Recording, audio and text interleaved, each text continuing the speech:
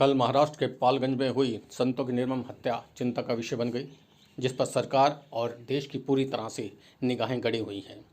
बताया जाता है, सूत्र बताते हैं कि यह दोनों संत अपने गुरु की अंत्येष्टि के लिए जा रहे थे। रास्ते में एक गांव से गुजरते हुए यह लोग एक शॉर्टकट मारना चाहते थे।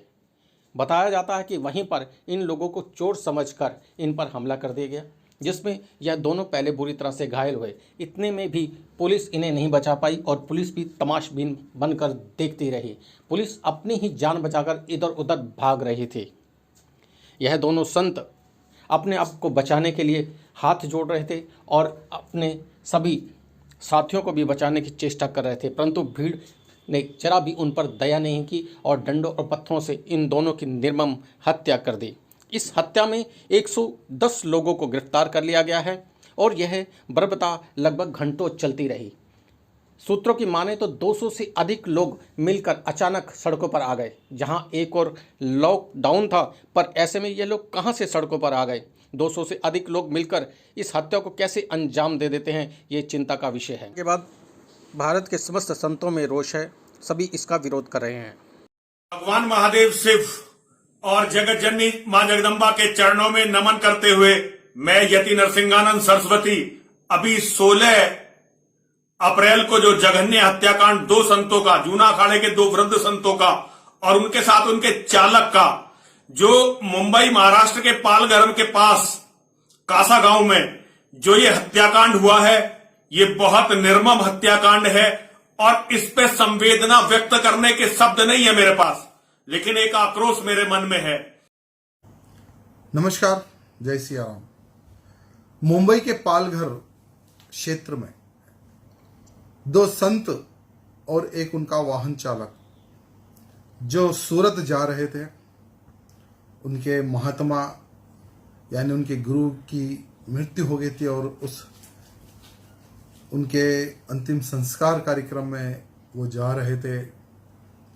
तो लॉकडाउन के कारण के हाईवेज में गाड़ी रोकी जाएगी, इसलिए कोई ना कोई एक गांव के रास्ते से जाएंगे, ऐसा एक उद्देश्य से एक गांव के रास्ते से जा रहे थे। तो पालघर में कई लोग जो गैर हिंदू थे, गाड़ी को रोका गया, गाड़ी पे हमला किया गया, पुलिस आई, इन 3 लोगों को सेफ रखी, लेकिन पुलिस की गाड़ी में बिठाने के बाद में भी पुलिस की गाड़ी को पलटाकर वाहन चालक को और 2 संत जो कि भगवा वस्त्र में थे, उनको पीट पीट कर पत्थरों से, लाठों से, हर चीज उपयोग करके उनकी हत्या कर दी।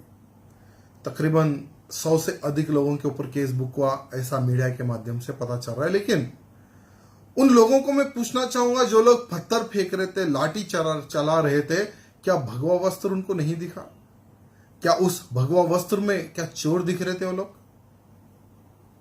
क्या इतनी उन गांव वालों में क्या समझ नहीं थी? मैं पूछना चाहूंगा। मैं मुंबई के हमारे महाराष्ट्र के मुख्यमंत्री से मैं निवेदन करना चाहता हूं कि जितने लोग इन्वॉल्व थे, ये क्या षड्यंत्र था? मुझे तो लगता है कि भगवा वस्त्र है, एक षड्यंत्र पूर्वक की इन साधुओं की और उनके वाहन चालक की हत्या एक षड्यंत्र पूर्वक की हुई, ऐसा मैं समझता हूं। तो मैं मुख्यमंत्री जी से निवेदन करना चाहता हूं कि इसकी जांच ठीक तरह से हो और जितने भी जो दोषी है उनको फांसी की सजा हो, ये मैं डिमांड करना। वो 70 वर्ष के संत, क्या अपराध हो सकता है उनका? क्या गलती होगी उनकी? बिना वजह, बिना कारण के उनको दौड़ा दौड़ा करके अपराधियों की तरह पत्थरों से, डंडों से उनकी हत्या कर दी।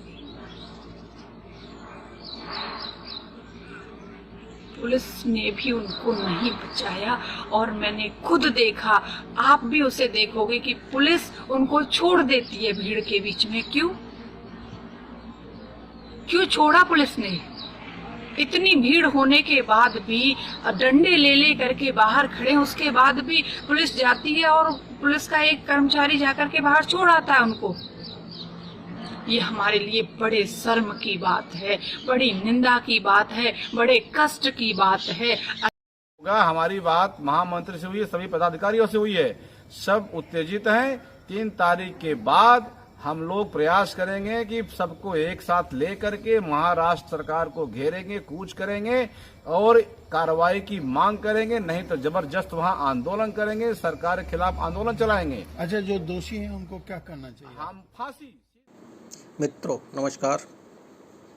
जैसा कि आप जानते हैं, पालगंज में महाराष्ट्र में संतों की निर्मम हत्या कर दी गई है। मैं उसका कड़ा विरोध करता हूं और सरकार से आशा करता हूं कि इन संतों को न्याय मिले और दोषियों को सख्त से सख्त सजा मिले। पालघर की मॉब लिंचिंग की घटना ये बहुत ही गंभीर है। जिस क्रूरता के साथ उनको मारा गया है, मानवता को भी शर्म आए इस प्रकार की ये क्रूरता है। और इसमें सबसे शर्मनाक बात यह है कि पुलिस के सामने इस प्रकार से भीड़ लोगों को मारती है, पुलिस के हाथ से छीनकर मारती है, पुलिस के सामने लाठियां बरसाती है और पुलिस भी कार्रवाई करने को तैयार नहीं। इससे और शर्मनाक बात क्या हो सकती है? कहीं ना कहीं महाराष्ट्र में कानून व्यवस्था लचर हो गई है, कानून व्यवस्था दिखाई नहीं पड़ती, इस प्रकार की अवस्था है। और इसलिए हम मांग करते हैं कि तुरंत इसकी उच्च स्तरीय जांच की जाए। हरिओम। मैं स्वामी चक्रपाणी महाराज, राष्ट्रीय अध्यक्ष अखिल भारत हिंदू महासभा। जिस प्रकार से अभी 2 दिन पहले 16 तारीख को जिस तरह की घटनाएं महाराष्ट्र के पालघर से आई है और जिसमें 2 संतों को और एक ड्राइवर को बड़ी बेरहमी से भीड़ के द्वारा मार दिया गया, लाठी डंडे पत्थरों से, बहुत ही देश के लिए शर्मसार करने वाला है। और ये बड़ी दुखद है जो सनातनी संत